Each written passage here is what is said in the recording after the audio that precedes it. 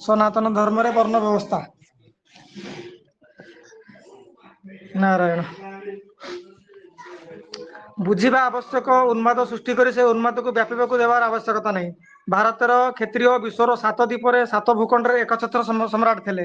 वाल्मीकि रामायण श्रीमद महाभारत श्रीमद भगवद गीता महाभारत भागवत इत्यादि को अध्ययन करंतु। भगवान श्री राम समय वर्णाश्रम व्यवस्था थिला कि नहीं? हरिश्चंद्र रघु दिलीप आदि समय वर्ण व्यवस्था थिला कि नहीं? सबुठारु पुराणा इतिहास बहु प्राचीन इतिहास काशी नगरी रे हरिश्चंद्र को किणिला बेला कौन कई ब्राह्मण क्षत्रिय वैश्य नथिले किंतु किणिथिले किए ना किणिथिले जने शूद्र व्यक्ति। आज मध्य से इतिहास बंची रही चली जाई नहीं। सेमानंकर वंशधर आज मध्य काशी रे अछंती। हरिश्चंद्र घाट मणिकर्णिका घाट नाम रे 2टी श्मशान अछि काशी रे। परंपरा अनुसार टिकेस नबार बा कर नेबार अधिकार जहाँकर पूर्वज माने हरिश्चंद्र किणिथिले सेई मानकर ही अछि। एबे मु आउ गोटे सूचना देउछि जदि आर्थिक दृष्टि से विपन्न करा जाई थांता जो मानक आज दलित बोली कहा जाउछि गोटे खराब भाषा रे दलित बोली शब्द दिया जाउछि सरकार तरफ बा आम संविधान तरफ जदि से शूद्र मानू आर्थिक दृष्टि विपन्न करा जाई थांता अर्थ आगमन समस्त स्रोत जोटा कि कुटीर शिल्प लघु शिल्प एवं सेवा प्रकल्प गुड़िक से हाथ में केमिति रही था टिके चिंता करंतु। टेबुल तैयारी काम कर ब्राह्मण क्षत्रिय वैश्य करती कि? बाल काटिबा काम ब्राह्मण क्षत्रिय वैश्य करुले कि? सेतबेले सेफ्टी रेजर रखुले कि? बाल काटिबा काम कहार थिला? जोता चपल तैयारी करबा पई शर्मा सु फैक्ट्री नथिला ना। जोता चपल तैयारी कला वाला रोजगार आजिका दिन में केते आउ से काम कहा पई रिजर्व थिला? अर्थ उपार्जन समस्त स्रोत वैश्य एवं शूद्र मान ही रिजर्व थिला। कृषि गोपालित वाणिज्य थिला वैश्य मान समस्त कुटीर शिल्प लघु उद्योग एवं सेवार समस्त प्रकल्प से हाथ में थिला। जे मानू आज आम कहूँ जे आर्थिक दृष्टि ब्राह्मण माने से विपन्न करथिले। ब्राह्मण क्षेत्रीय वैश्य एवं शूद्रों पाखे काशी हरिश्चंद्र किणवार क्षमता नथिला। किणिला किए? पुराणा भाषा जहाँ को आउ किछि कुआ जाउतला आजिका भाषा डम शूद्र विशेष ही किଣି पारिथिले। नर्सर काम किए करुथला? आउ गोटे कथा बाकी रहा जे मुस्लिम व्यवस्था रे शब देह गोटे मनुष्य मुस्लिम सजनर मृत्यु होउछि मुस्लिम व्यक्तिर मृत्यु होउछि से शब देहरे बा से मुर्दार देहरे जितेबाला आभूषण गहना आदि रेशम लुगा सब थबो से सब को नेला बेला होउछन्ति सेमानकर धर्मगुरु। किंतु आमर किंतु सेमाने नियंती जहाँक विषय में मुझे संकेत करुच्ची जे शूद्र माने ही नियंती आउ केही नियंतीनि। तापर जदि महाभारत आम अध्ययन करवा तेरे महाभारत जो जहाँ को दिव्य दृष्टि प्राप्त होता है व्यासदेव द्वारा तांकर जाति कौन था? तांकर जाति सूत था। किंतु संजय केते सम्मान थिला? महाभारत रे दिव्य दृष्टि प्राप्त करथिया व्यासदेव ठारू संजय केते सम्मान थिला? महाभारत को अध्ययन कले आम एतु जानि परिबा। महाभारत धर्मव्याधर क्यों जाति था? धर्मव्याधर केते सम्मान थिला? महाभारत को उठे कर जदि आम देखा एथिरे आम जानिपर से सजन वृंद भ्रमप्रचार करा कूटनीति प्रयोग करा आर्थिक दृष्टि से विपन्न कर रखा जाइथिला। आर्थिक दृष्टि सबुठारु अधिक विपन्नता को वरदान स्वरूप मनक ब्राह्मण मैंने आपणाई नहीं। ब्राह्मण मानकर 3टा नीति हूँ शीलचित वृत्ति भिक्षावृत्ति अजाचित वृत्ति। ए विषय अधिका जानवा जी चाहते से खोजतु आर उत्तर मुझे देविनी। आर्थिक दृष्टि विपन्नतार कथा कहते तो सबुठारु अधिक विपन्नता ही ब्राह्मण मानकर। सबुठारु अधिक अर्थ उपार्जन स्रोत से दि जाइथिला जहाँ को आज दलित बा शूद्र बा गोला मन रखापी जो मैंने चाहते कहते से हाथ में आर्थिक उपार्जन स्रोत से दि जाइथिला। जरी बुणवा काम कहार था? टोकई बाउंसिया तैयारी काम करने क्या दि जाइथिला? आजिकल जो मानक आम इंजीनियर कहे ब्राह्मण क्षेत्रीय वैश्य से इंजीनियर होते कि ना? कारीगर होते कि ना? यार अर्थ कौन? अर्थ आगमन समस्त स्रोत से पाखे थिला। सेमानकर सम्मान कम थिला बेले यह मध्य कहि परिबा नहीं। वर्ण संकरतार जेते सब दोष आधुनिक वैज्ञानिक स्वीकार करुछंती। जो मानकर विज्ञान ज्ञान नहीं रक्त संकरतार दोष संपर्क ज्ञान नहीं सही लोक मैंने अनर्गल प्रलाप करुछंती। सेथिपाई भ्रम प्रचार करा जाउची। भ्रम प्रचार करिला वाला को बुझीबा को हेबा जे आपण कोन प्रकृतिर वास्तव रे राष्ट्रभक्त वास्तव में कौन आप समाज को सुव्यवस्थित देखा चाहते? जो विषय को आप जानी ना से विषय गोड़ पुराउछंती बा मुंड पुराउछंती एवं यह पछरे अच्छी इंग्रेज मैंने देइथिबा मस्तिष्क। मु केतेटा उदाहरण एडी देबाक चाहिबी जे प्रथम उदाहरण जहाँ व्यवस्था रे परंपरा दृष्टि कई ब्राह्मण नहांती 70 वर्ष तलू वर्ण संकरतार पंजा भितर पशि जाइछंती बा खापचरे पड़ जाइछंती। सेमानक आध्यात्मिक बा धर्म बा पंथा बा धर्मगतर सार्वभौम गुरु को पुओ जो अच्छा से वैकल्पिक ब्राह्मण नुह हाँ कि ना से वैकल्पिक ब्राह्मण रूप में पुओ अच्छा बर्तमान से व्यासपीठ को वैकल्पिक रीति सुरक्षित रखिंट जहाँकर परंपरा प्राप्त क्षत्रिय नहांती से राणी एलिजाबेथ और राणी विक्टोरिया ठारू अधिक समय है शासन चलाउछन्ति ना नहीं से देश में राजवंश अच्छी ना नहीं आउ बाकी रहा मुसलमान भेद शेख सहित पठाण मोगल चारि प्रकार मुसलमान अच्छा ना नहीं सिया सुनी कथा बर्तमान में छाड़ दिंतु शेख सहित पठाण मोगल से भेद अच्छी ना नहीं इंग्लैंड रे जी पारे सी निजक राजवंश बोली कि केवल राजवंश व्यक्ति शासन करुँच वैकल्पिक आम इंग्रेज मान वैकल्पिक व्यवस्था को वरदान विचार बोली मन करुचे वरदान अथच भारत में नैसर्गिक पारंपरिक व्यवस्था को अभिशाप बोली आम मन करुचे से कूटनीति आम फसी जाइए जदि 21 शताब्दी में राजवंश इंग्लैंड रे अक्षुण्ण रही सुरक्षित रही आम भारत में कहीं नुहे जो इंग्रेज मैंने 70 वर्ष पूर्वे एठारे राजतंत्र को उच्छिन्न करदे विलुप्त करदे उन्मूलन करदे से माने निजे आज जाए निज देश में राजतंत्र को कहीं पालन कर कौन उत्तर क्या पाखे अच्छी कि तापर कुमारी तेरेसा कथा विचार करूँ जहाँ मदर तेरेसा बोली कहुए मुझे केवे मदर तेरेसा बोली कहेनी कारण मोर निजर माँ अच्छा कुमारी तेरेसा कथा विचार करूँ जिते पीवी नरसिंह राव प्रधानमंत्री थे जंतर मंतर दिल्ली में अनशन करने तेरेसा जी क्या पठाई एटा रिसर्चर विषय जहाँ को पठाई से ना कौन थी दलित ख्रीस्टियान हिंदू मान को भूतेई करी जे तुमको आम सम्मान देवु सुविधा देवु कही ख्रीस्टियान कर दिगला अथच अनशन करने को पठागला दलित विशेषण लगे आरक्षण पाइबार भावनार अनशन करागला जदि गरीबी दूर हो जाता तेरे से हाथ पताते कहीं सम्मान मिल जाता तेरे दलित विशेषण लगाते कहीं यार अर्थ से ठकी जाइछन्ति ना नहीं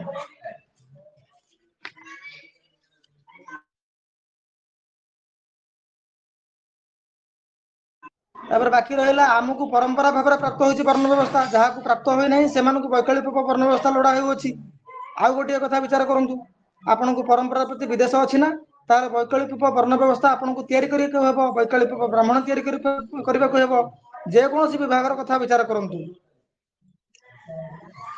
वैकल्पिक क्षेत्रीय भी आपको तैयारी कर पुलिस हो मिलिटारी रूप में हो वैकल्पिक वैश्य आप तैयारी करने पड़ो तथापि इतने संपत्तिर आ समय अधिक खर्च हेब तथापि संस्कार रे आधान हो पार ना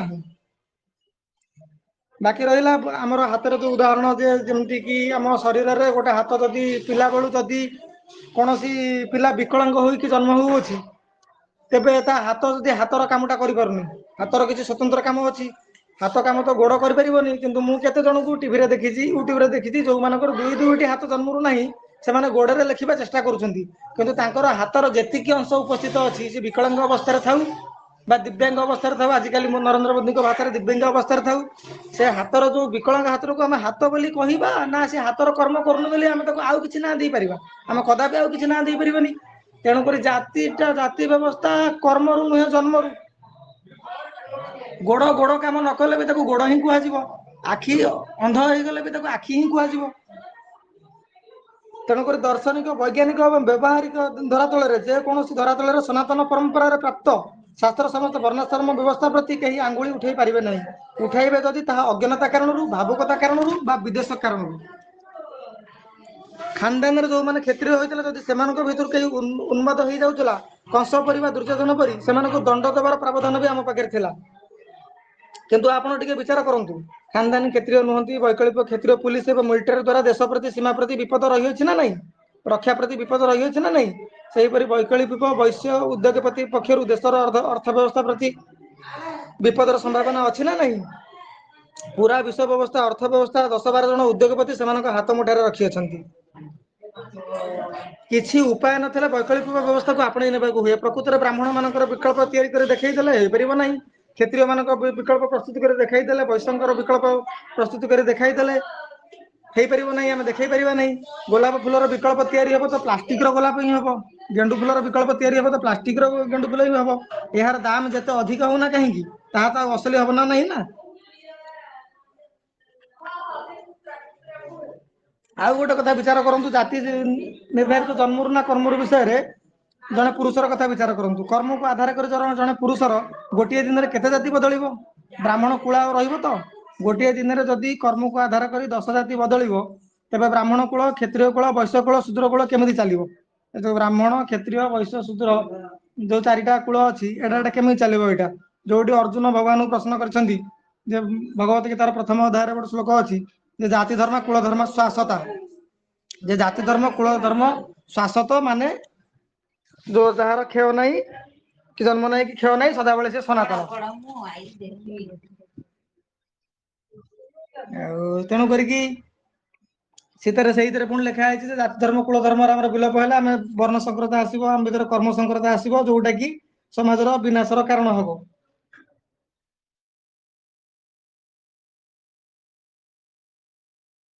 एबे देखंतु इंग्रेज मानकर पारंपरिक क्षत्रिय बोली केही नाहंती किंतु सेमाने मध्य वैकल्पिक व्यवस्था कोन करछन देखंतु सेमाने वैकल्पिक भाव रे राजवंश स्थिर रखिछंती एहाकू एही भाषा व्यतीत आ कोनोसी भाषा रे बुझेई हेबो नै एहा जो ए जो जामा मस्जिद आपण मान देखुछंती सेठारे कोनोसी मुसलमान नमाज पढ़ी परिबे नै जे आपण भाबिबे जे कोनोसी मुसलमान जे सेठी नमाज पढ़ितबो जामा मस्जिद रे केवल हिंदू धर्म रे ही वर्ण व्यवस्था अछि आ कोउटी नै हिंदू धर्म रे ही जाति भेद रे अलग करा है आ कोउटी नै एटा संपूर्ण भूल कथा आमे जामा मस्जिद की देखिबा सेटारे भारतर समस्त मुसलमान आ विश्वर समस्त मुसलमान आसिकी नमाज पाठ करि परिबेनी अरब राष्ट्र पारंपरिक मुसलमान हेबो तो जामा मस्जिद रे नमाज पाठ पढ़ी परिबो एतुर कोन बुझा पडुची जो मानकर वर्ण व्यवस्था नाही अथवा कालक्रम लुप्त हो जाइछि सेमाने सामाजिक स्थिरता लागि सेमानक समाजर स्थायित्व ପାଇଁ वैकल्पिक कुलनताକୁ मानि ଦେଇଛନ୍ତି मुसलमानଙ୍କ ଭିତରେ शेख सौद मुगल पठान आदि भेद अछि ना नहीं अधिक अमुक मुसलमान अमुक परंपरार व्यक्ति अमुक जगार अधिकृत नुहे अछि ना नहीं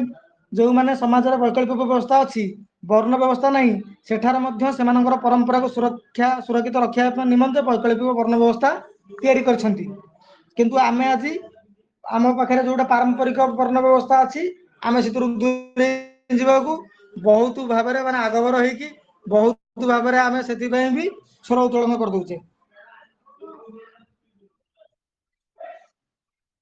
इंग्रेज मैंने कौन मूर्ख थे भारतर समस्त सैनिक मुझे भारतर इतिहास को देखुची भारत गोलाम थिला बेले से आमर देश सैनिक नहीं आमर देशर किसी लोग तो से लड़ुले से तो सेना आणिक आसी ना तेणुक कौ मैंने कौ वर्णर थे जो आ लक्ष्य करने आरंभ कली मुझे जानी इंग्रेज मैंने तो कदा भी मूर्ख नथिले इंग्रेज मैंने जब मूर्ख था भारतर समस्त को सैनिक भाव में नियुक्त कर समस्त सैनिक भाव नियुक्त करुले नियुक्त करुले वंश पर परखी कर देखिक वंशानुक्रम सैनिक मानक पाइक मानक क्षत्रिय मानक खंडायत मानक से नियुक्ति दौले खाली सेना नुहे सबु क्षेत्र में जो मैंने पाखे चाकरी करने आवेदन करुले कलिंग परंपरार संस्कार को विचार कर नियुक्ति देउथिले अथच से वर्ण व्यवस्था प्रति आमर अनास्था उत्पन्न करुले आम से कथार शिक्षार अंध पर भासी जाऊलु से इंग्रेज मान तो निज देश आज जाए राजतंत्र को सुरक्षित कर रखिंट अथच आज आम भारत में इंग्रेज मैंने नियुक्ति कर्मचारी मान तुलन में आम नियुक्ति कर्मचारी मैंने अत्यंत विशृंखलित अत्यंत अनुशासन विहीन जदि सरकारी क्षेत्र में आप बैंकिंग क्षेत्र हो तहसिल क्षेत्र हो जो क्षेत्र को आप सरकारी क्षेत्र को जी सेठार कर्मचारी मैंने केते विशृंखलित केते अनुशासन विहीन आप देखिपारे जोटा कि इंग्रेज मान टाइम भी एत विशृंखलित एत आचरण से देखा न यार कारण इंग्रेज माने वर्ण व्यवस्था हेतु पारंपरिक निसर्गसित संस्कार संपन्न क्षत्रिय मानक सेना बाहिनी रे सुरक्षा बाहिनी रे आरक्षी दल रे नियुक्त करथिले एबे आउ गोटे छोट कथा कहूची जहा को आपण माने सहज बुझी परिबे सात पुरुष रु जदि किए वकील हुए एटा ता पे उत्कर्ष ना उत्कर्ष नुह जदि आमे कोठी की जिबा जे आमु कोन केस लड़ीबार अछि आ आमे सिटी खबर पाइबा जे अमुक व्यक्ति सात पीढ़ी हेलाणी वकील काम करुछंती तांकर सात पीढ़ी वकील काम करुछंती तमे निहाती आमे तांकू ही चयन करी जे काली सकाळे समस्तीଙ୍କର अधिक समस्तଙ୍କର सबुतर अधिकार एटा तो सुनिबा को बहुत भल लागुची किंतु कथा होची कोन आमे जदि चयन करबाक आसीबो अरे ये तीन पीढ़ी हला वकील काम करुछंती से सात पीढ़ी हला वकील काम करुछंती आ सी एबे प्रथम वकील काम आरंभ करुछंती आ जे प्रथम वकील काम आरंभ करुछंती सी 100 रु 95% नंबर रखी वकील पास करछंती किंतु जी सात पीढ़ी धरी वकील काम कर 100 रु 50 नंबर रखी पास कर तथापि मुझे भावुची आम समस्त सात पीढ़ी जी वकील आम चयन करवा तेणुक यहीटा जो मैंने परंपरा भाव में चली आसी सात पीढ़ी जी बारिक सात पीढ़ी जी ब्राह्मण जे आम तो चयन करवा निश्चिंत आम चयन करें ना बुद्धि बाटपणा हम किंतु इठे जदि आम परंपरा कथा जब आसी जाऊे जो परंपरा सृष्टि अनादि काल जो परंपरा अच्छी जो परंपरा आज पर्यंत ब्राह्मण मैंने अच्छा क्षत्रिय मैंने अच्छा वैश्य मैंने अच्छा शूद्र मैंने अच्छा आमे सेमानकु किंतु अणदेखा करिया बाहरुचे आमे विरोध करूचे जे जाति व्यवस्था द्वारा घृणा सृष्टि करा होछि।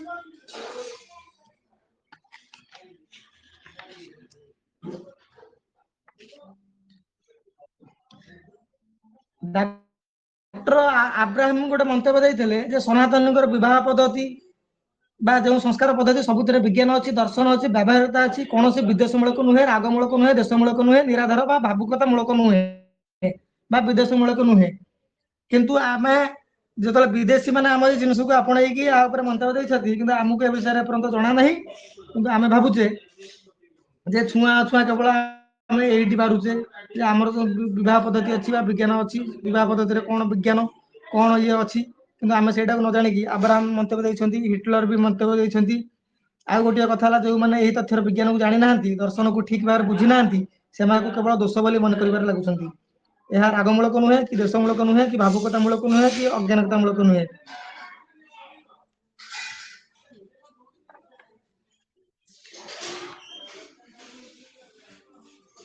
तापर श्रीमद भगवत गीता जाति धर्म और कुल धर्म आदि शब्द जो प्रयोग अच्छी अथच गोटे भ्रमर प्रचार कराए वर्ण अलग जाति अलग ब्राह्मण जाति ना नुहे जाति शब्द को अर्थ जन्मरू नहीं चरितार्थ होता है। गीतार प्रथम अध्याय जाति धर्म और कुल धर्म वर्णन अच्छी और शाश्वत बोली कहुई सनातन बोली कहुई जाति धर्म कुल धर्म से सनातन प्रथम ये भ्रम को दूर कर आवश्यक है आम वर्ण व्यवस्थार पक्षधर जातिवादर नुहे जोग दर्शन में जाति आयु और भोग को प्रारब्धर तीन फल कहुई। द्वितीय कथा है इंग्रेज मानकर विषम कूटनीति अटे यह कारण भारत में जिते जाए वर्णाश्रम व्यवस्था थिला सेतबेले पर्यंत शिक्षा रक्षा अर्थ और सेवा आदि प्रकल्प समस्त को संतुलित रूप में प्राप्त थिला। आज मु समस्त चैलेंज कर कहूँ जे वर्णाश्रम व्यवस्था को समालोचना कर दूरे दे कौन वर्ग कौन तंत्र समस्त को शिक्षा रक्षा अर्थ और सेवा आदि प्रकल्प संतुलित भाव में सुलभ कराई वैकल्पिक ब्राह्मण तैयारी वैकल्पिक क्षेत्रीय तैयारी वैकल्पिक वैश्य तैयारी वैकल्पिक शूद्र तैयारी पूरा विश्व सुरक्षित रही पार ना। अन्य कथा इंग्लैंड को उदाहरण रूप पुणी थे नि परंपरा प्राप्त क्षेत्रीय मान शासन तो सेठार ना वर्ण संकरता अच्छी किंतु वैकल्पिक शासन तंत्र को सेमाने परंपरार रूप दे अच्छा ना ना एलिजाबेथ विक्टोरिया ठार बेसी दिन इंग्लैंड राणी भाव में शासन कले ना ना यार अर्थ जो पारंपरिक क्षेत्रीय नहांती सेठारे वैकल्पिक राजवंश को स्थायी कर प्रयास करते आमर ये परंपरा कर्म अच्छी किंतु आम मात्र 78 वर्ष भितर बीतीगला जाइए 78 वर्षर ये को आम मानवा नाराज राम राज्य किए देला वर्णाश्रम जातिवाद को मानला वाला दे ना नहीं धर्मराज किए देला वैदिक ऋषि मान किए देला एम समस्त वर्ण व्यवस्था और जातिवाद पक्षधर थे ना नहीं आरक्षण दृष्टि जो जातिवादी को स्थापित और परिभाषित करा शास्त्र समस्त नुहे एवं हिटलर आदि कहते रक्तर शुद्धि को रक्षा करने संपर्क में ध्यान देवा नितांत जरूरी अडल्फ हिटलर कहते।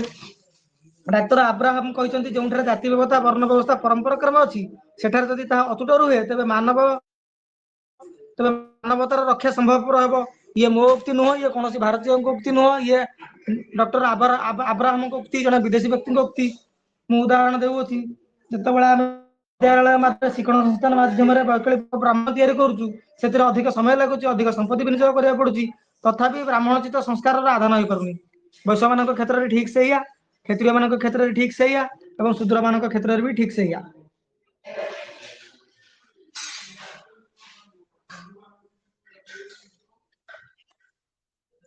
अनेक प्रश्न करते जातिवाद लगी हिंदू समाज में एकता नहीं किंतु असल कथा हूँ केवल भ्रांत प्रचार भ्रांत विचार शुणु मु आर्थिक दिगरू प्रथम कहूँ चपल के मैंने तैयारी करते ब्राह्मण करते कि क्षेत्रीय करते कि वैश्य करते कि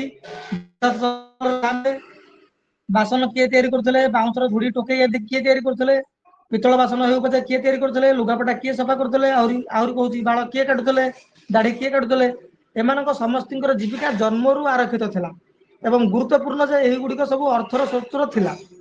अच्छा ब्राह्मण मान कथा विचार करूँ जो ब्राह्मण बा क्षेत्रीय बा वैश्य मातृशक्ति मानकर जो प्रसव समय आसूला से समय नर्सर कम किए करूला नर्सर कम करने क्या डका होता क्योंकि समाज में एत घृणा था एत गोलाम बनया ये होता मुझे आजिका समय भी कहूँ आजिका भी पुरुखा लोक आम बहुत जीवित अच्छा बहुत वृद्ध स्त्री लोक बहुत वृद्ध पुरुष लोक जहाँ को आम आज दलित बोली कहूचे से जीवित अच्छा से पाखक आम चलू जा पचारा जितेबाला आम मैंने जन्म हो आम मैंने तो डाक्तखाना जन्म होनु आम घर जन्म हो ତେବେ ଆମ ମା ମାନେ ଯେତେବେଳେ ଆମକୁ ଗର୍ଭରେ ରଖିଥିଲେ ପ୍ରସବ ସମୟ ଆସିଲା, ସେ ପ୍ରସବ ସମୟରେ କୋଉମାନେ ଆସିଥିଲେ ନର୍ସ ରୂପେ କାମ କରିବା ପାଇଁ, ପ୍ରସବ କରିବା ପାଇଁ ବା ଆମ ନାହି କାଟିବା ପାଇଁ କୋଉମାନେ ଆସିଥିଲେ? ଆଉ ସେମାନଙ୍କୁ କଣ ଆମେ ପ୍ରକୃତରେ ଗୋଲାମ ବନେଇକି ବାଧ୍ୟ କରି ତାଙ୍କ ବେକରେ ଗାମୁଛା ପକେଇ ତାଙ୍କୁ ଆଣିଥିଲୁ ନା ତାଙ୍କୁ ବାନ୍ଧିକି ଆଣିଥିଲୁ ନା ତାଙ୍କୁ ବାଡେଇକି ଆଣିଥିଲୁ? ସେମାନଙ୍କୁ ପଚରା ଯାଉ ନା ସେମାନଙ୍କୁ ଉପଯୁକ୍ତ ପାରିଶ୍ରମିକ ଦିଆଯାଉନଥିଲା?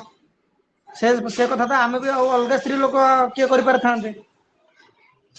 ଆଉ ମୋ ଘରେ ସ୍ତ୍ରୀ ଲୋକଙ୍କ ସଂଖ୍ୟା ତ ବହୁତ ଅଧିକ, ମୋର ବଡ ପରିବାର, କିନ୍ତୁ ଆମେ ଡାକିକି ଆଣୁଥିଲୁ ସେମାନଙ୍କୁ। ବ୍ରାହ୍ମଣ ଘରର ଶବ ଶ୍ମଶାନକୁ ଯିବ କି, କ୍ଷତ୍ରୀୟ ଘରର ଶବ ଶ୍ମଶାନକୁ ଯିବ କି, ବୈଶ୍ୟ ଘରର ଶବ ଶ୍ମଶାନକୁ ଯିବ, ସିଏ ଯାହା ପିନ୍ଧିଥିବେ ସେ ଉପରେ ଦଳିତ ପରିବାରର ଅଧିକାର ଥିଲା। ଗହଣା ଗଣ୍ଠି ଉପରେ ବି ସେମାନଙ୍କର ହିଁ ଅଧିକାର ଥିଲା।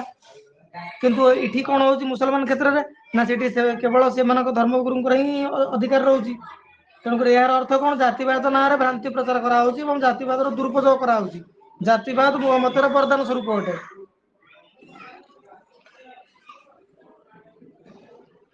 ସେଥିପାଇଁ ଦର୍ଶନ ବିଜ୍ଞାନ ଆଦି ସବୁ ଦୃଷ୍ଟିରୁ ଆମର ପରମ୍ପରାଗତ ବର୍ଣ୍ଣ ବ୍ୟବସ୍ଥା, ଜାତି ବ୍ୟବସ୍ଥା ସର୍ବୋକୃଷ୍ଟ ନୁହେଁ, ଏକମାତ୍ର ଉତ୍କୃଷ୍ଟ ସାମାଜିକ ବିଧା ଅଟେ। ଆଉ ଗୋଟିଏ ଉଦାହରଣ ଦେଖନ୍ତୁ, ଗୋଟିଏ ପୁରୁଣା ଉଦାହରଣ, କେତେ ଲକ୍ଷ ବର୍ଷ ପୂର୍ବର କଥା। ସତ୍ୟବାଦୀ ହରିଶ୍ଚନ୍ଦ୍ର ପରିସ୍ଥିତି ବଶତଃ ନିଜକୁ ବିକିବାକୁ ପଡିଲା କାଶୀରେ।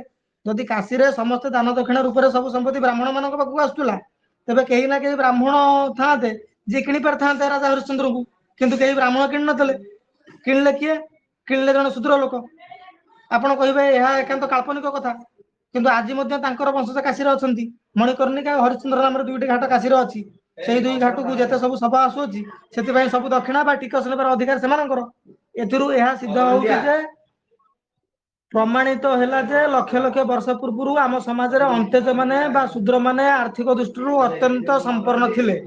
ଯୋଉଟା କି ଆଜି ଛଡେଇ ନିଆଯାଇଛି। ଯେ କାଲି ଜଣେ ମତେ ଏଇ ଜାଗ୍ରତ ଓଡିଶାର ଜଣେ ଭାଇ କହୁଥିଲେ ଯେ କୋଉ ଜିନିଷ ମାର୍କେଟରେ ମିଳୁନି, ତମକୁ କଣ ଅସୁବିଧା ହଉଛି, ମାଟି ପତ୍ର କୋଉଠି ମିଳୁନି, ଯୋଉଠି ଚାହିଁବ ତମେ କିଣିପାରିବ। କିନ୍ତୁ ଆଜିକା ସମୟରେ ମୁଁ ଗୋଟେ କଥା କହୁଛି ଯେ, ଏ ଯୋଉ screen touch galaxy mobile use କରିବା ମୋର ହେଇଗଲାଣି ବୋଧେ 2016-17 ମସିହାରୁ ହେଇଗଲାଣି। କିନ୍ତୁ ଆଜି ପର୍ଯ୍ୟନ୍ତ ଅନଲାଇନରେ ମୁଁ ବହୁତ ଫ୍ଲିପକାର୍ଟ ହଉ, ଆମାଜନ ହଉ ବା ବିଗ୍ ବାସ୍କେଟ ହଉ, ବହୁତ ସାଇଟ୍ ବହୁତ ଜିନିଷ ମୁଁ ସର୍ଚ୍ଚ କରିଛି। କିନ୍ତୁ ମୁଁ ଅନଲାଇନରୁ ମାତ୍ର ଜୀବନରେ ଗୋଟିଏ ଖଣ୍ଡ ବହି କିଣିଛି, ସମ୍ବିଧାନର ଗୋଟେ ବହି କିଣିଥିଲି। ଆଜି ପର୍ଯ୍ୟନ୍ତ ମୁଁ ଅନଲାଇନରୁ କୌଣସି ଜିନିଷ ଏଥିପାଇଁ କିଣେନି ଯେ ମୁଁ ଗୋଟେ ମୋ ଗାଁ ପାଖରେ ଯୋଉ ଲୋକ ଦୋକାନ କରିକି ଅଛନ୍ତି, ମୋ ଗାଁ ପାଖରେ ଯୋଉ ଲୋକ କୁମ୍ଭାର ଅଛନ୍ତି, ମୁଁ ସେମାନଙ୍କ ପାଖରୁ କିଣିଲେ ସେମାନଙ୍କ ଘରକୁ ପଇସା ଯିବ, ମତେ କମ୍ପାନୀ କି ପଇସା ଦବାର ନାହିଁ। ଆଉ ମାର୍କେଟରେ ଯୋଉଠି ନାହିଁ ସେଇଠି ଯଦି ଉପଲବ୍ଧ ହେଇଯାଉଛି, ମୁଁ ସେଠାରୁ କିଣି ପାରିବି ନାହିଁ। କାରଣ ମୋରି ପାଖରେ, ମୋରି ଗାଁ ପାଖରେ ବା ମୋରି ଗାଁରେ ମୋର କିଏ ଗୋଟେ ଭାଇ ଯୋଉ ବର୍ଣ୍ଣର ହଉନା କାହିଁକି, ତେଣୁ କରିକି ସିଏ ତାଙ୍କ ଅର୍ଥନୀତି ଆମ ଉପରେ ନିର୍ଭରଶୀଳ, ଆମ ଅର୍ଥନୀତି ତାଙ୍କ ଉପରେ ନିର୍ଭରଶୀଳ। ଆମର ଆଦାନ ପ୍ରଦାନ ବ୍ୟବସ୍ଥା ଅଛି। ତେଣୁକରି ମୁଁ ତାଙ୍କୁ ଧାନ କିମ୍ବା ଚାଉଳ ଦେଇକି ବା ଆଜିକା ମୂଲ୍ୟରେ ଟଙ୍କା ଦେଇକି ମୁଁ ତାଙ୍କ ଠାରୁ ହିଁ ମାଟି ପାତ୍ର କିଣିବାକୁ ପସନ୍ଦ କରିବି। ଯଦି ଆଭେଲେବୁଲ କିଛି ନହେଲା, ଅନଲାଇନ ବୈକଳ୍ପିକ ବ୍ୟବସ୍ଥା।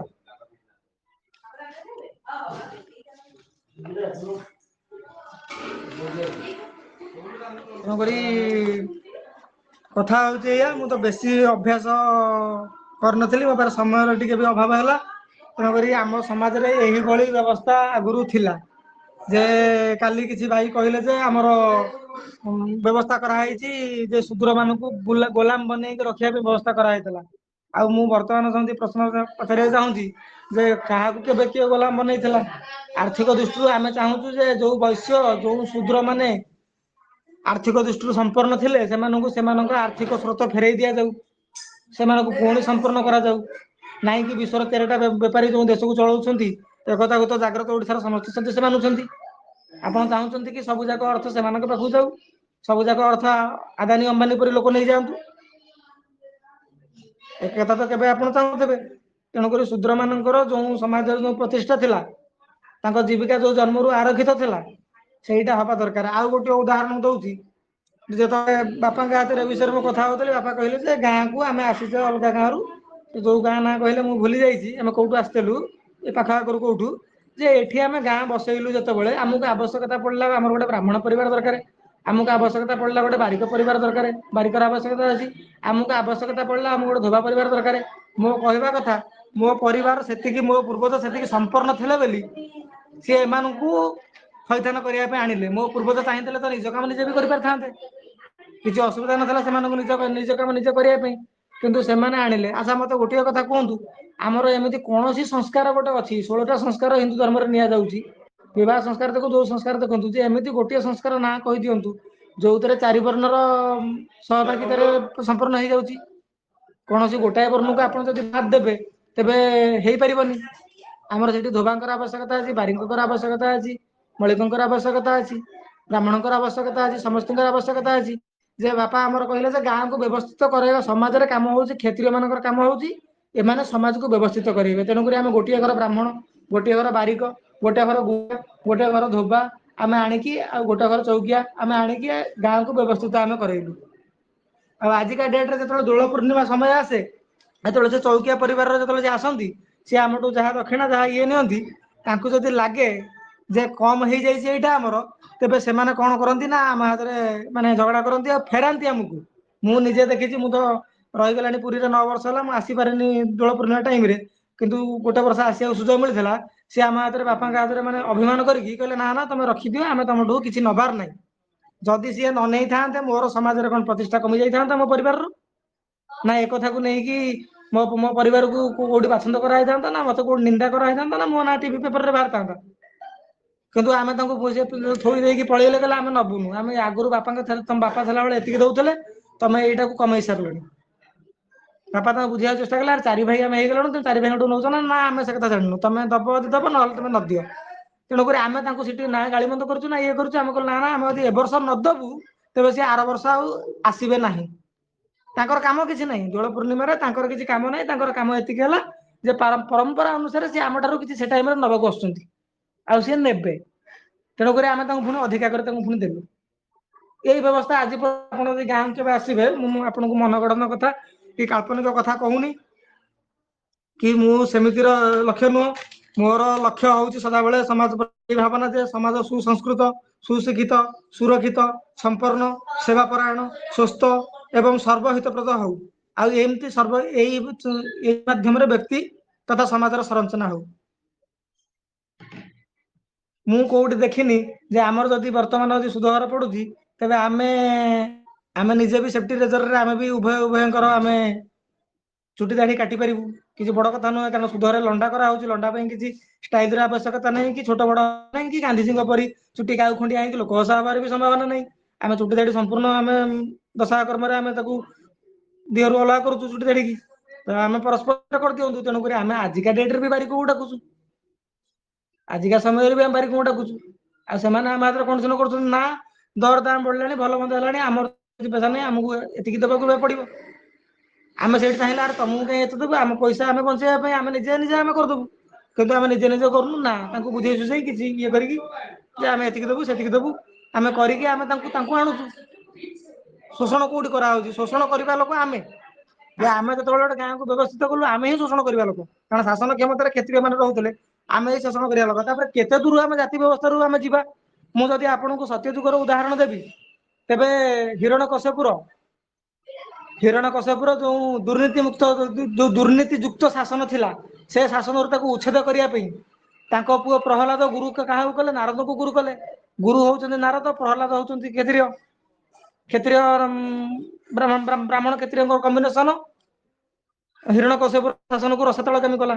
ତାପରେ ମୁଁ ଆଉ ଆଗକୁ କହୁଛି, ଆମର ଏଇ ପାଖାପାଖି ଆମେ ଆଜି ପଳେଇ ଆସିବା ଚନ୍ଦ୍ରଗୁପ୍ତ ଚାଣକ୍ୟଙ୍କ ଯୋଡି ଦେଖନ୍ତୁ। ଆପଣ ଶିବାଜୀ ଆଉ ସମର୍ଥ ଗୁରୁ ରାମଦାସଙ୍କର ଯୋଡି ଦେଖନ୍ତୁ। ଆମେ କେତେ ଦୂର ଯିବା? ଆଉ ଆପଣ ବିକ୍ରମାଦିତ୍ୟ ନବରତ୍ନ ପଣ୍ଡିତଙ୍କୁ ଦେଖନ୍ତୁ, ଆପଣ ଆଦି ଶଙ୍କରାଚାର୍ଯ୍ୟ ରାଜା ସୁଧର୍ମାକୁ ଦେଖନ୍ତୁ। ଏମାନେ କଣ ସମସ୍ତେ ମୂର୍ଖ ଥିଲେ? ଯେ ଯୋଉ ସମୟରେ ଚାଣକ୍ୟ ଚନ୍ଦ୍ରଗୁପ୍ତ ସମୟକୁ ଯୋଉ ସମୟରେ ଭାରତର ଗୋଲ୍ଡେନ ପିରିୟଡ ବା ସୁବର୍ଣ୍ଣ ଯୁଗ ବୋଲି କୁହାଯାଉଛି, କିଛି ତ ବ୍ୟବସ୍ଥା ଥିଲା ସେ ସମୟରେ। ମୁଁ କାହିଁ କେବେ ଶୁଣିବାକୁ ପାଇନି ଜାଗ୍ରତ ଓଡିଶା ସଦସ୍ୟ ମାନଙ୍କ ତରଫରୁ ଯେ ଚାଣକ୍ୟ ଗୋଟେ ଏତେ ବଡ ଅର୍ଥନୀତିଜ୍ଞ ଥିଲେ, ଯେ ଚାଣକ୍ୟଙ୍କ ଅର୍ଥନୀତି ଭାରତରେ ଲାଗୁ କରିବା ପାଇଁ ବ୍ୟବସ୍ଥା କରିବା। ଯେ ସେଇ ଟାଇମରେ ସେଇଟାକୁ ଆମର ଗୋଲ୍ଡେନ ପିରିୟଡ କୁହାଯାଉଛି, ଯେ ଭାରତୀୟ ଇତିହାସର ସୁବର୍ଣ୍ଣ ଯୁଗ, ସମସ୍ତେ ସମ୍ପନ୍ନ ଥିଲେ।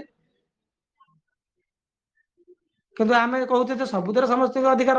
କାଲି ମୁଁ ଯୋଉଠୁ କହିବି ମୋ ସାନ ଭାଇର ପତ୍ନୀ ଉପରେ ବି ମୋର ଅଧିକାର ଅଛି। ହେତୁବାଦୀ ମାନେ ଆସି ଟିଭିରେ ବୟାନ ଦେବେ ଯେ ସବୁ ବିଜ୍ଞାନ ବିଜ୍ଞାନ ବିଜ୍ଞାନ କିଛି ନାହିଁ। ଆରେ ବିଜ୍ଞାନ ତ କହୁଛି ନାରୀ ପୁରୁଷ ସମ୍ଭୋଗ କଲେ ସନ୍ତାନ ଉତ୍ପନ୍ନ ହବ। ତେବେ ଇଏ ଭେଦ କିଏ ବତେଇଲା? ଯୋଉମାନେ ଆଜି କହୁଛନ୍ତି ଧର୍ମକୁ ନେଇ ଆମେ ଚାଲିପାରିବାନି, ଧର୍ମକୁ ନେଇ ଆମେ ଜାଣିପାରିବାନି। ମୁଁ କାଲି ବି କହୁଥିଲି, ଆଜି ବି କହୁଛି, जे मो भौणी की जो ढंग स्पर्श करी मो पत्नी की तो अलग ढंग स्पर्श करी स्पर्श भितर फरक आसो मो झील को अलग ढंग स्पर्श करी ये छुआछूत रोचे ना रोनी ये छुआछूत बारण रोचे ना नहीं मो सान भाई पत्नी की टोटाल अनै पारि छुईवा कथा दूर था ये जो व्यवस्था आमको शिखेला किए नाई तो जो मैंने कहते धर्म कथा शुणिले सनातन हिंदू धर्म नुहे हिंदू विचारधारा अरे भाई धर्म शब्द को तुमको ये चिड़ी लगुच कहीं किए जड़े भाई ये कहते शंकराचार्य को एपाई मु घृणा करुच्ची जे सी बयान देले जे सब कुकुर जदि वृंदावन जीवे ताले खलीपत्र चाटिब किए जे शंकराचार्य गोटाए बयान संपूर्ण शंकराचार्य गारिमा को नष्ट करदेला जमी शंकराचार्य पदर जमी गारिमा को गोटे बयान नष्ट करदे ये आम जागृत ओडार को ना नौनी जड़े भाई बयान देले जे ये बयान जो शंकराचार्य घृणा करुच्ची आजिका समय मु कहूँ मो बापा एमती निष्पत्ति नहीं गले मो बापा एमती दुई तीन टा निष्पत्ति नहीं गले आम परिवार भितर आलोचना न करी जोटा कि मो जीवन सारा परिश्रम भितर भी मुझे रिकवरी करें ताने कौन मो बापा को घृणा करी मो बापा को त्याग करी एठार समस्त अच्छा समस्त बापा माँ अच्छा से बापा माँ जदि कौन समय क्रम जदि कौन गोटे भूल निष्पत्ति नहीं गले गोटे भूल निष्पत्ति आम कौन बापा माँ को त्याग करदे आम कौन बापा माँ मान को घृणा कर जदि आम न कर शंकराचार्य गुणर प्रश्न आसूटी जे गोटे बयान रु संपूर्ण शंकराचार्य को घृणा करवा केते दूर युक्तियुक्त कथा तापर ब्राह्मण माने शासन क्षमतार नथिले शासन क्षमतार आम क्षत्रिय माने थिलु तबे ब्राह्मण माने समाज को लुटिले केमिति मु आज पर्यंत बुझी पारुनी कि आज पर्यंत मु देखि पारुनी तापर सबुठारु संख्या जदि मु विगत 7 वर्ष होला मु लक्ष्य करूची जो गाँ को जाऊँगी से गाँव में लक्ष्य करूची ब्राह्मण मान संख्या कम जे गोटे संख्या लघु लोक गोटे संख्या गरिष्ठ लोक उपरे केमिति बा शासन करि केमिति बा अत्याचार करि असंभव कथा तेणुक मुझे कथा कहूँ जे समाज रे आमे एमिति व्यवस्था आनिबा जेमती हम आज नर्स काम जाइकी अलग वर्णर लोक ब्राह्मण क्षत्रिय वैश्य कन्या मैंने जाइकी नर्स काम करुँच शूद्र मान चाकरी पूरा छड़े नहीं गल तुम यही संविधान माध्यम चाकरी छड़िया जाइए सब स्तर समस्त अधिकार जे एठार जिते सदस्य शुणुंट जे समस्ते कौन कहींपर कि आज मुझे पाठ पढ़ी यही चाकरी निश्चिंत करदेवी किए आसिक भुवनेश्वर में बोर्ड मारिक बुलानी जे एमबीए चाय वाला यहाँ कौन शिक्षा व्यवस्था प्रति गोटे अपमान नुह कि एमबीए सी जो पाठ पढ़ुला से जीवन में केवे भी कल्पना करथबो जे मु एमबीए पास आउट करके मु चा बिकी बोली पाठ पढ़ी आज आजिका समय रे जो मैंने ये अच्छा जो मान छोट छोट संतान अच्छा से कहींपर कि मो पिला जब एति पाठ पढ़ी यही चाकरी हो भाई जीवन चलो कमी मुझे भाई से कष्ट को मु अनुभव करी मुझे पाल टाणी बाउंश हाणी पाल टाणी जाजपुर में कम करके 2015 मसीहा कथा कहूँ 2015 मसीहा डिसेम्बर शीत समय पाल टाणी कम करके कारण मो रोजगार छड़े नि संविधान द्वारा सरकार द्वारा इंग्रेज मान कूटनीति द्वारा जहाँ कर मो गाँव में गोटाए ब्राह्मण परिवार अच्छा सी आमर आसी कर्मकांड कर दुई गोटे ब्राह्मण परिवार अच्छा आम बांटी देचु जे तुम एति घर तर एति घर तुम्हें कर्मकांड कर अच्छा मु भी मत बहुत लोग भूल बसत ब्राह्मण ब्राह्मण नुहे मत भी बहुत पूजा अर्चना मालूम अच्छी मत भी बहुत श्लोक मालूम अच्छी मत बहुत श्लोक भी अति सरलता सहकार संस्कृत श्लोक को ब्राह्मण पर उद्धृत करी काली सकाଳେ मो घर कौन कर्मकांड हम तेज मु तो करी कि आज पर्यंत मुझे करने चाहूनी कारण वर्ण व्यवस्था पक्षधर कहीं मुझे ब्राह्मण रोजगार छड़े ना चाहूनी मु वास्तु पूजा कला बेले ब्राह्मण डाकुची वास्तु पूजार संपूर्ण ज्ञान मत अच्छी तेणुक मोर कहबार कथा है कौन विदेश मूलक रागमूलक भावुकता मूलक मुझे कहूनी समाज जो व्यवस्था था इंग्रेज मान आसिया पूर्व गोटे आमर जड़े भाई स्टाटस रखी मुझे देखा पाइली जे से जड़े स्त्री लोक कहते तुम देश देखिकी बहुत मत खुशी लगे तुम देश बहुत बढ़िया कि तुम देश में मत देखिए गोटे खराब लगे गोटे जिनस तुम देश में जाति व्यवस्था अच्छी आउ भाई कौन देखिए तुम भल लगे आउ कौन टा तुम देख भल लगे से तो कादुआ पंक रास्ता से तो सब चाल घर क्या घर पा पड़ुव क्या घर ये हो सी हो पक्का घर तो गोटे नाला एत सुंदर डिजाइन तो हो नाला तुम कौन देखी भल लगे आमर ये जाति व्यवस्था देखा भी सुंदर आमर ये जाति व्यवस्था देखा सुंदर कार्य सुंदर आमर ये सबुत सुंदर तेणुक इंग्रेज मैंने आ द्वारा प्रभावित होते जो पाखे भी एपर्यंत वैकल्पिक व्यवस्था अच्छी जोटा कि आम पाखे ना ତେଣୁକରି ପରିଶେଷରେ ପୁଣି ଏହା ବି କହିବାକୁ ଚାହୁଁଛି ଯେ ଆମେ ସମାଜକୁ ଏମିତି ନିର୍ମାଣ ଦିଗରେ ନବା ଏ ଯୋଉଠି ଗୋଟେ ବ୍ୟକ୍ତିର ଜୀବିକା ଜନ୍ମରୁ ଆରମ୍ଭ ହଉଥିବ ଆଉ ପିଢି ବାଇ ପିଢି ଯଦି ସେ ଚାଲିଲା ତେବେ ସେ କାମରେ ସେ ଉତ୍କର୍ଷ ପ୍ରାପ୍ତ ତାଙ୍କୁ ହବ, ତାଙ୍କୁ ସମ୍ମାନ ବି ପ୍ରାପ୍ତ ହବ। ଆଉ ଆଜିକା ସମୟରେ ଯୋଉ ସମୟରେ ଆଜି ଜାତିଭାବର କଥା ଯୋଉଠି ଆବଶ୍ୟକ ନଥିଲା, ବର୍ତ୍ତମାନ ସମୟରେ ଗୋଟିଏ ହୋଟେଲରେ ଗୋଟିଏ ପ୍ଲେଟରେ ଶହ ଶହ ଲୋକ ଖାଇକି ଯାଉଛନ୍ତି, ଗୋଟିଏ ବେଡସିଟ ରେ ଗୋଟିଏ ଗଦି ଉପରେ ଶହ ଶହ ଲୋକ ଯାଉଛନ୍ତି। କିଏ କୋଉ ବର୍ଣ୍ଣର କିଏ କୋଉ ଜାତିର ଆଜି କୋଉଠି ଦେଖା ହଉନି, ଗୋଟିଏ ବିଦ୍ୟାଳୟରେ ଯାଇ ସମସ୍ତେ ଯାଇ ପାଠ ପଢୁଛନ୍ତି। ଗୋଟିଏ ବସ ରେ ଗୋଟିଏ ଟ୍ରେନ ରେ ସମସ୍ତେ ଆଜିକା ସମୟରେ ଯାଉଛନ୍ତି। କୁହାଯାଉଛି ଯେ ସେତେବେଳେ ଅଲଗା ଅଲଗା ହଉଥିଲା, ସେତେବେଳେ ଆ ପାଖରେ ସିଏ ବସିବ ତା ପାଖରେ, ଯଦି ଆଜି ଯଦି ଏତେ ମିଶି ଗଲାଣି ଆଉ ଯେତିକି ଜିନିଷ ଅଛି ଆମେ ତ ଗୋଟିଏ ଜିନିଷ କରିପାରିବା ଯେ ଏମିତି ଗୋଟେ ବ୍ୟବସ୍ଥା କରିବା ଯେ ଗୋଟେ ଲୋକର ଜନ୍ମରୁ ଜୀବିକାଟା ଆରକ୍ଷିତ ହବ। ଆମେ ଜନ୍ମରୁ ତାକୁ ଆମେ ରୋଜଗାର ଦବାକୁ ଚେଷ୍ଟା କରିବା। ଯେ ଯାହାର ଗୋଟାଏ ପୁଅ ପରିବାରର, ସେ ବ୍ରାହ୍ମଣ ଘର ମୁଁ ଦେଖିଛି ଗୋଟାଏ ପୁଅ ପରିବାରର, ତାଙ୍କ ପାଖରେ ଏ କାମ ନାହିଁ, ସିଏ ଯଦି ସୁରଟ ଯିବେ ତାଙ୍କ ବାପା ମାଙ୍କ କଥା କିଏ ବୁଝିବ? ମୁଁ ଯିଏ ବୁଝିବାକୁ ନା ଆପଣ ଯିଏ ବୁଝିବାକୁ ନା କିଏ ଯିଏ ବୁଝିବାକୁ? ଯେତେବେଳେ ଭୁବନେଶ୍ୱରରେ ସିଟି ବସ୍ ବାହାରିଲା ମୁଁ ଭବାନୀ ଭାଇଙ୍କ ହାତରେ କଥା ହଉଥିଲି, ମୁଁ କହିଲି ସରକାର ତ ପକ୍କା ବଦମାସ, ଏ ଅଟୋବାଲାଙ୍କ ରୋଜଗାର ଛଡେଇ ନେଇଗଲା। ଏ କଥାକୁ ମୋର କଣ ଅଟୋବାଲା ସ୍ୱୀକାର କରିବେ ନା କରିବେନି? ଯୋଉ ଅଟୋବାଲା ଭୁବନେଶ୍ୱରରେ ଅଛନ୍ତି ଯେ ସିଟି ବସ୍ ଆସିଲାରୁ ତାଙ୍କ ରୋଜଗାର ପ୍ରଭାବିତ ହେଇଛି ନା ହେଇନି? ତାପରେ ଭୁବନେଶ୍ୱରରେ କୋଉମାନେ ରହୁଛନ୍ତି, କଣ୍ଟିନ୍ୟୁ କୋଉମାନେ ଯିବା ଆସିବା କରୁଛନ୍ତି, ଯୋଉମାନେ ଉଚ୍ଚ ବେତନ ଲୋକ ସେଇମାନେ ରହୁଛନ୍ତି। ସେତେବେଳେ ବି ମୁଁ ବୟାନ ଦେଇଥିଲି ଯେ ସରକାରର ଏ ଭୁଲ ନିଷ୍ପତ୍ତି ଯୋଗୁ ଅଟୋବାଲାଙ୍କ ରୋଜଗାର ଛିଣ୍ଡି ଯାଉଛି। କିଏ କୋଉଠି ଯାଇକି ଭୁବନେଶ୍ୱରରେ ଯାଇକି ପଡି ଉଠି ଘର ଭଡା କରି କେମିତି ନେଇକି ଅଛନ୍ତି ଏଠି କେମିତି ଚଳୁଛନ୍ତି, କାହା ଆଜି କାହା ଅଟୋର ଚକା ଚୋରି ହେଇଗଲାଣି ତ କାଲି କାହାର ଅଲଗା କିଛି ଚୋରି ହେଇଗଲାଣି। ମୁଁ ଦେଖିଛି ଏଗୁଡା, ନିଜେ କେତେ ଲୋକ ଅଛନ୍ତି ମୁଁ ତାଙ୍କଠୁ ଶୁଣିଛି ଦେଖିଛି, ଏଇଟା ବହୁତ ଦୁଃଖର ବିଷୟ। ତେଣୁକରି ରୋଜଗାର ଆମେ କେମିତି ଦବା? ଅଇନା ଯଦି ଭୁବନେଶ୍ୱରରେ ଯଦି ପୁରୀରୁ ଯାଇକି ଯଦି ଭୁବନେଶ୍ୱରରେ ଆହୁରି 500,000 ଅଟୋବାଲା ପଶିଯିବେ, ସେମାନେ ତ ନିଶ୍ଚିନ୍ତ ଭାବେ ମନ ଦୁଃଖ କରିବେ ନା, ଯେ ଆମ ରୋଜଗାର ପ୍ରଭାବିତ ହବ। ତେଣୁକରି ଜୀବିକାଟା ଜନ୍ମରୁ ସୁରକ୍ଷିତ ହେବା ଦରକାର। ମୁଁ ଏଇ ଦୃଷ୍ଟିରୁ ବର୍ଣ୍ଣ ବ୍ୟବସ୍ଥାକୁ ମାନୁଛି, ନହେଲେ ମୋର ସେମିତି କାହା ପ୍ରତି ରାଗ ନାହିଁ କି ଦେଶ ନାହିଁ କି ବିଦେଶ ନାହିଁ, କି ମୁଁ ବିଦେଶ ବି ରଖେନି। ମୁଁ ଏତିକି କହିକି ମୋ ବକ୍ତବ୍ୟ ଶେଷ କରୁଛି। ନାରାୟଣ।